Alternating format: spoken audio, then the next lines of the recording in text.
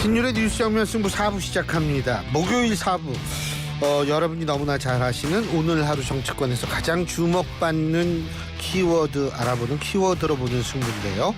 자, 오늘도 이 더위를 무릅쓰고 정말 너무 더워서 여기까지 오시게 한 게 죄송할 정도로 그런 느낌이 드는 두 분 한 분씩 소개해드리죠. 먼저 조청래 전 여의도연구원 부원장 나와 계십니다. 안녕하십니까? 안녕하세요. 조청래입니다. 예, 그리고 김민하 시사평론가십니다. 안녕하십니까? 안녕하세요. 예.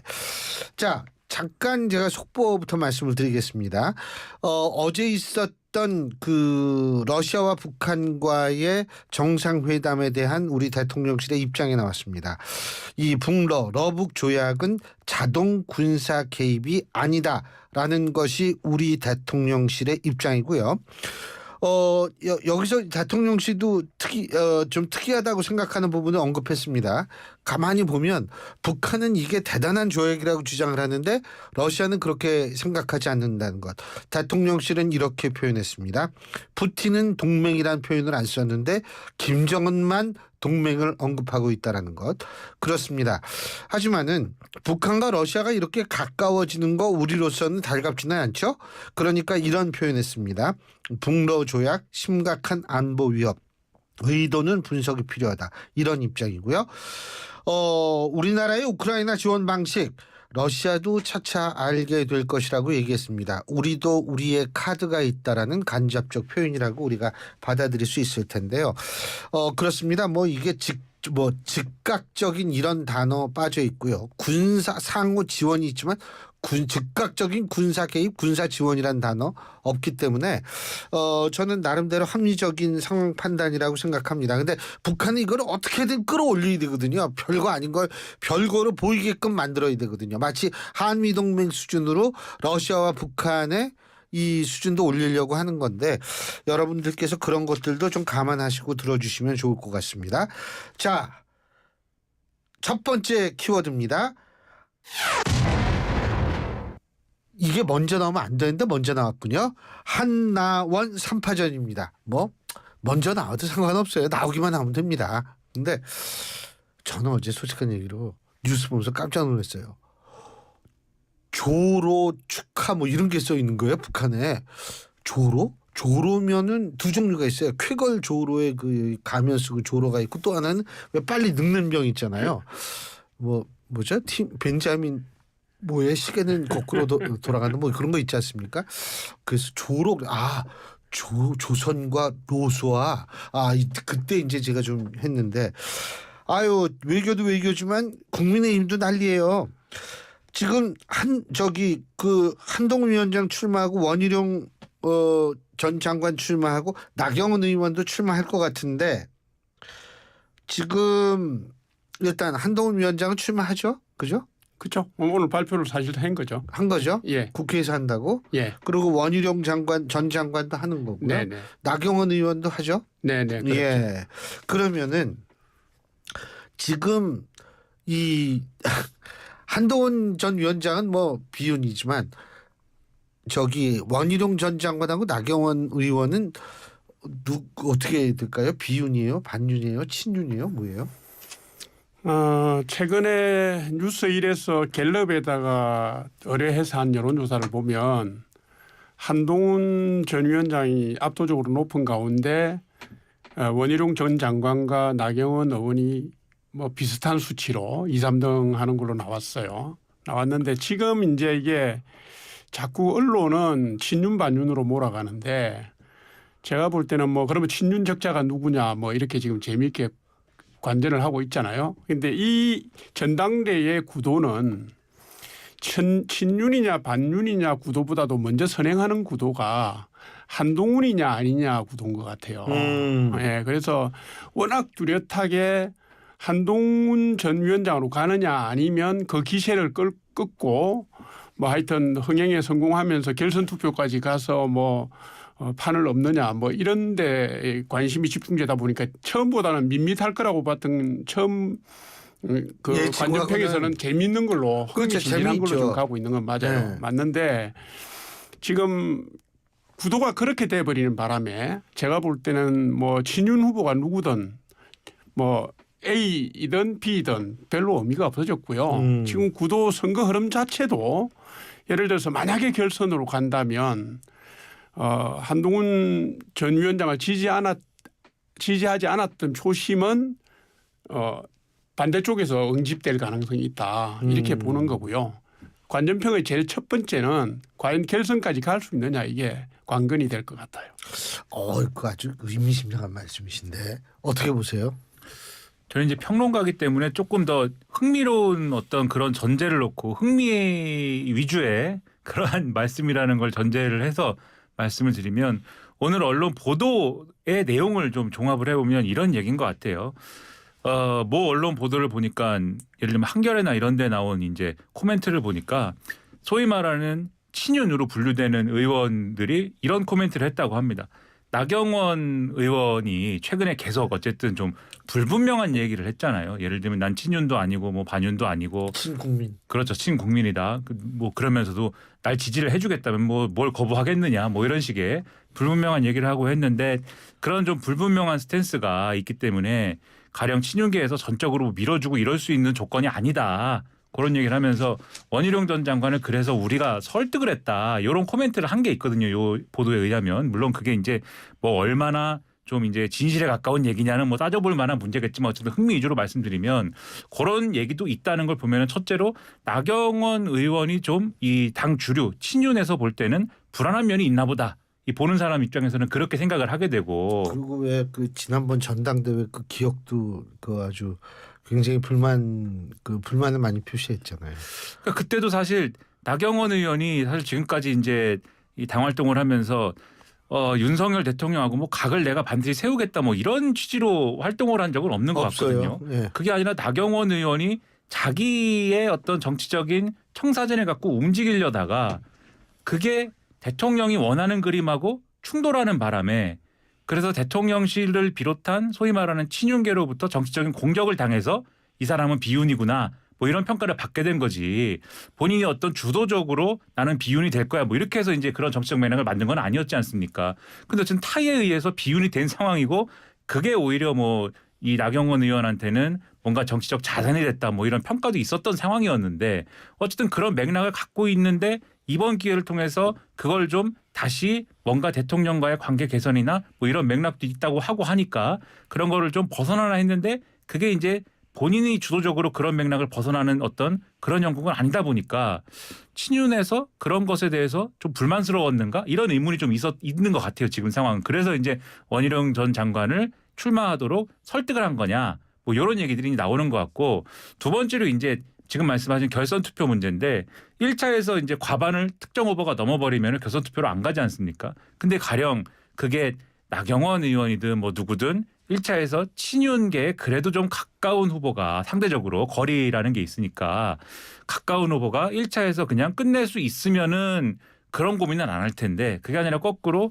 한동훈 전 위원장 쪽에서 1차에서 끝낼 수 있는 가능성 있는 구도다라고 하면은 그런 구도보다는 좀 다자 구도를 적극적으로 많이 만들어서 어느 정도라도 한동훈 전 위원장이 가져갔어야 될 표를 그나마 분산시키는 어떤 전략을 쓴다라는 전제를 놓고 다자 구도를 적극적으로 만들려고 했던 거 아니냐 이런 분석도 일각에는 있는 것 같아요. 그래서 요 다자 구도를 일단 만들어서 결선을 가는 그림을 만들어 놓고 그리고 한동훈 전 위원장하고 어떤 후보, 어떤 이제 친윤에 가까운 후보가 둘이 이제 올라가면 1대1로 그래서 붙게 되면 그러면 이제 여기서 아까 말씀하신 대로 비한동훈 표가 한쪽 후보로 모아지면서 그래서 이제 여기서 이기는 그림 이런 그림을 잘 짠 거 아니냐 이런 평가인 것 같거든요.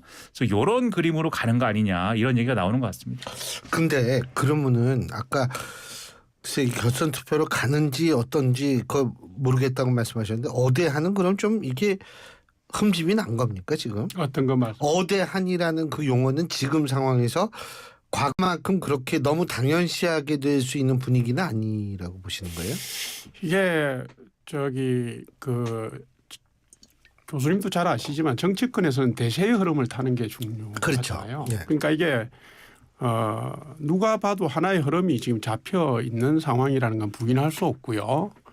지금 이제 당심 민심 뭐 이런 것 때문에 과연 당심이 여론조사 결과하고 같이 나오겠느냐 이 얘기 아닙니까, 그죠? 근데 이제 제가 볼 때는 일단 이제 한동훈 위원장이 그동안 총선을 치르면서 많은 성찰과 학습을 했으리라고 보고 그리고 총선 과정에서 자기가 발휘했던 리더십의 강점과 약점에 대해서도 어느 정도는 보완하는 학습 시간이 있었다고 봐요. 이제 그런 부분들을 통해서 본인이 그 보완의 과정을 통해서 더 나은 지도자가 될 수 있다라고 판단을 해서 출마를 결심한 것 같은데 관건은 뭐냐면 지금 전체 당원의 약 40%를 차지하는 영남권 당심이 네. 한동훈에 대해서 어떻게 그냐 이거 아닙니까? 그런데 이제 지금 언론에서 이게 영남권이니까 아무래도 윤석열 대통령 지지 성향이 강하니까 당의 갈등과 잡음을 우려하는 사람들이 한동훈을 밀지 않을 거다라고 보는 내용들이 나오는 것 같아요. 그런데 제가 볼 때는 지금 국민의힘의 108명의 현역 의원들을 전부 다 1대1로 관리할 수 있는 방법은 사실은 없어요. 네. 이 정권 하에서 다시 총선은 없습니다. 그러니까 지금 현역 의원들 중에 미래 권력 쪽으로 시야를 돌린 분들이 분명히 있을 거예요. 네. 지금 영남권 지역구 90석 중에서 영남권 지역구가 59개인데 네. 제가 볼 때는 영남권에서도 한 20, 30석 정도의 의원들이 자기 선택에 의해서 갈 수 있다고 봅니다. 그래서 일반적인 관측처럼 작년 3월의 전당대회 양상하고는 다르게 나타날 거다. 작년 3월에는 친윤몰이라든가 바람몰이가 가능했어요. 관리도 가능했고 총선을 앞두고 있어서. 그런데 이번에는 그럴 것 같지는 않아 보입니다. 않아 보여서 저도 사실은 굉장히 궁금해요. 일단 1차 투표함이 열렸을 때 어떻게 나올지가 제일 궁금합니다. 어떻게 보세요? 어대한. 지금 말씀하신 대로 여론조사상에 그런 분위기가 분명히 있는 건 맞는데 상대편에서 그러니까 친윤계에서 나름대로의 우리 열심히 하면은 그 꺾을 수 있어 이렇게 보는 건 분명히 있는 것 같아요. 그래서 여러 차례 뭐 토론을 붙이면 가령 한동훈 전 위원장 정치권 경험이 그렇게 많지 않으니까 뭔가 틈이 나올 것이다.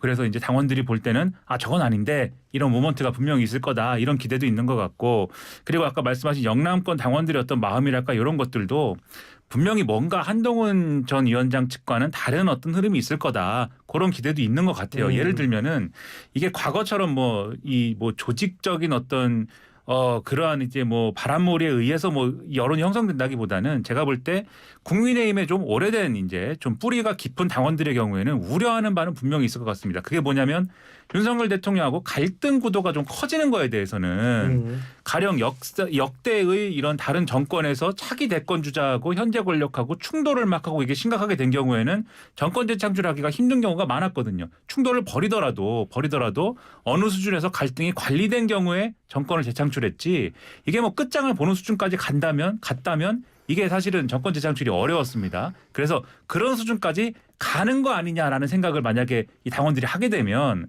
한동훈 전 위원장에 대해서 꼭 한동훈 전 위원장이 싫거나 뭐 좋거나 이런 판단이 아니라 한동훈의 국민의힘하고 윤석열 대통령의 용산하고 이게 케미가 안 맞을 것 같은데 이런 판단이 있을 수가 있다.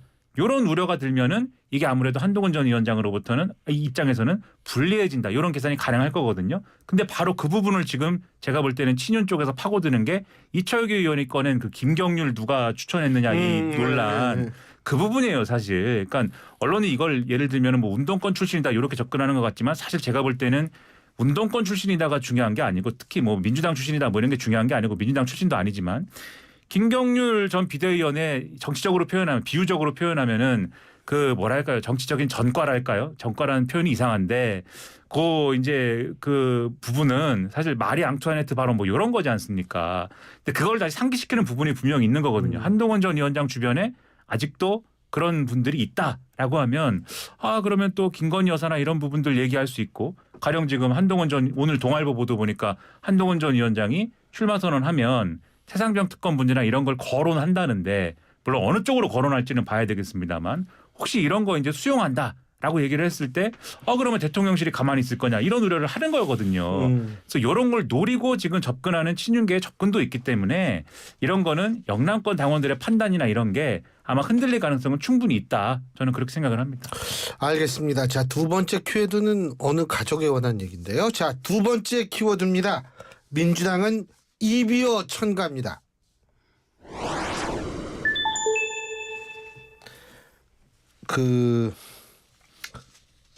조청래 부원장님께서 보실 때는 민주당의 아버지가 이재명이면 국민의힘의 아버지는 윤석열 대통령인가요? 어떻게 되는 거죠 이게?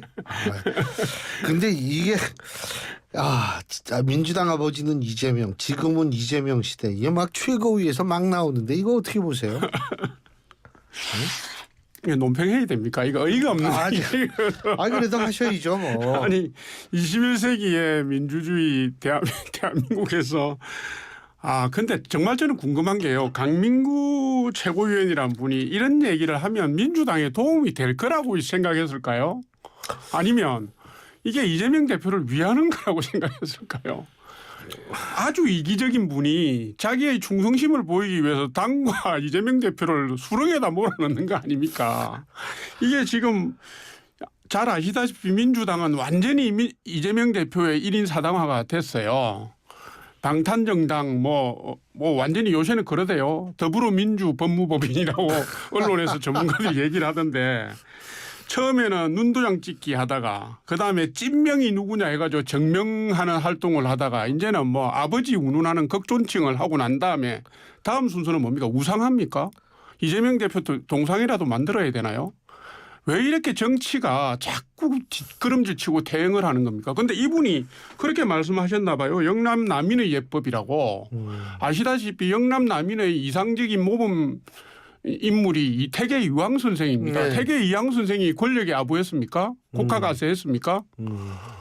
아니 욕을 먹으면 자기 혼자 먹으면 되지 왜 자랑스러운 선조들까지 끌고 들어가고 수렁으로 끌고 들어가는 겁니까? 저는 이건 진짜 민주당에서 징계해야 돼요. 이런 분들은. 죄송한 말씀이지만 저는 그리 봅니다. 어떻게 보세요? 조청래 부원장님도 말씨를 제가 들으면 영남 출신으로 맞아요. 영남이시죠. 네, 네. 자존심이 상하실 것 같은데 영남 남인의 무슨 뭐 예법 이러면 그러니까 보면서 이게 예를 들면 어떤 회사에서 뭐 회사는 뭐 사장님도 있고 회장님도 있지 않습니까? 그 사장님을 우리 회사의 아버지는 사장님이다 이렇게 부르면 그 회사 이미지가 어떻게 되겠습니까? 그리고 저희가 이 프로그램에 나와 있지만 이 프로그램의 아버지는 신일 교수님이다 이렇게 얘기를 하면은 저희가 어떻게 되겠습니까? 굉장히 기분 좋죠 저는. 기분이 좋다. 그럼요. 네. 예. 근데 이제 저는 김씨고 신율은 신씨니까 그렇지는 않은데. 그러니까 이게 도움이 안 되거든요. 전혀 말씀하신 대로 도움도 안 되고 민주당 이미지가 이게 뭐가 됩니까? 그리고 만약에 제가 이재명 대표면은 정치적 센스가 있으면 이 자리에서 무슨 말씀 그렇게 하시냐 그런 말씀하지 마시고 저는 가령 뭐 아버지 아들을 굳이 얘기하자면 저는 뭐 김대중 노무현의 정치적 아들이다 뭐 이렇게 얘기를 하면서 우리 모두는 김대중 노무현의 정치적 아들이다 이렇게 얘기를 하고 우리는 형제다 뭐 이렇게 하고 넘어간다면은 뭐 센스 있는 대응이지 않았을까 싶긴 한데 그런 대응도 없이 그냥 이재명 대표는 웃고 끝났단 말이에요. 그러면 이게 더 이상해지는 거거든요. 이런 게. 그래서 왜 이렇게 했을까 의문이긴 한데 제 생각에는 이재명 대표 앞에서 이렇게 하면은 뭐 이재명 대표가 좋아할 줄 알고 이렇게 했다기보다는 지지층을 향한 어떤 모습인 것 같아요. 이재명 대표의 지지층이 네. 이재명 대표에게 뭔가 충성을 바치는 그런 모습을 보면 이 사람은 확실히 이재명 대표한테 잘하는 사람이구나 이렇게 알아주니까 이렇게 한 것 같은데 그런 단기적인 어떤 정치적 욕심을 가지고 이렇게 행보를 하면 오히려 득이 되지 않는다 이 말씀을 드리고 싶습니다. 예, 오늘 두 분 말씀 여기까지 듣죠. 다음 주에는 우리 아버지가 누군지 한번 생각해 보겠습니다. 지금까지 조청래 여의도연구원 전 부원장 김민하 시사평론가 두 분과 함께했습니다. 감사합니다.